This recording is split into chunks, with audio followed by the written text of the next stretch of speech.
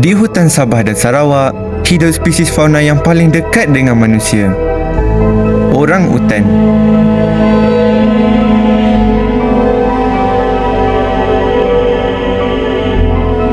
Tahukah anda, manusia dan orang utan berkongsi hampir 97% DNA yang sama dan mempunyai pelbagai ciri-ciri fizikal yang serupa.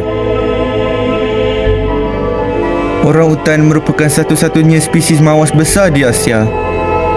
Ia bersifat arboreal dan merupakan haiwan terbesar yang hidup di atas pokok di dunia. Orang utan jantan dominan dengan berat mencecah 140 kg. Boleh dikenal pasti dengan struktur mukanya yang lebar.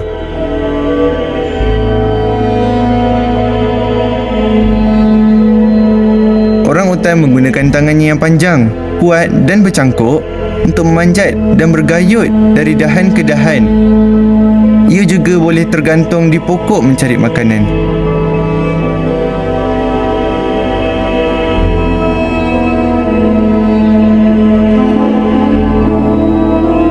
Daya pemakanan orang utan terdiri daripada 300 jenis tumbuhan, termasuk kulit batang pokok, daun-daun dan buah-buahan, yang meliputi 60-90% daripada makanannya. Buah pokok ara merupakan antara kegemarannya kerana ia berbuah sepanjang tahun. Orang utan akan menghabiskan masa sehingga 6 jam sehari mencari makanan dan menjamu selera.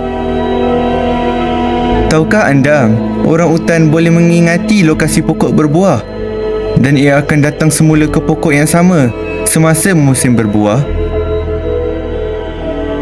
Durian juga merupakan antara makanan kegemarannya. Oleh kerana orang utan makan banyak buah-buahan, ia berperanan untuk menyebarkan biji benih. Orang utan amat penting untuk memastikan kepelbagaian genetik tumbuh-tumbuhan, lalu menjaga kesihatan sesebuah ekosistem hutan.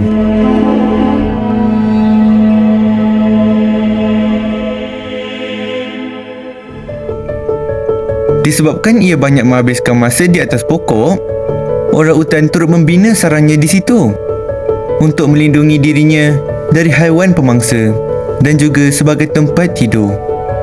Sarang ini kebiasaannya setinggi 10 ke 20 meter.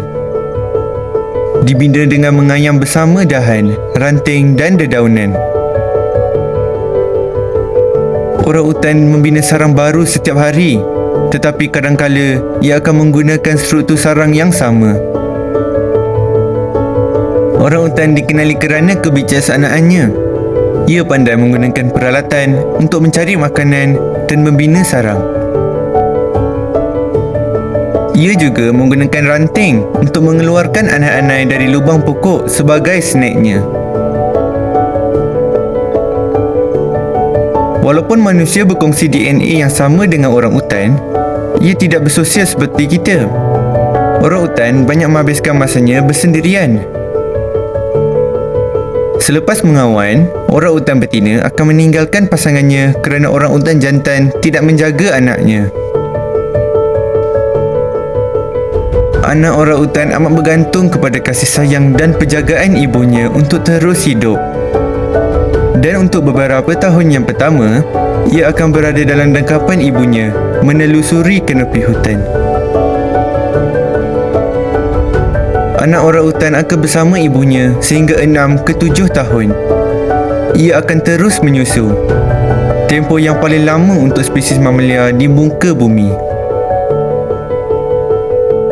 Sepanjang tempoh ini, anak orang utan akan mempelajari skill-skill kehidupan dari ibunya.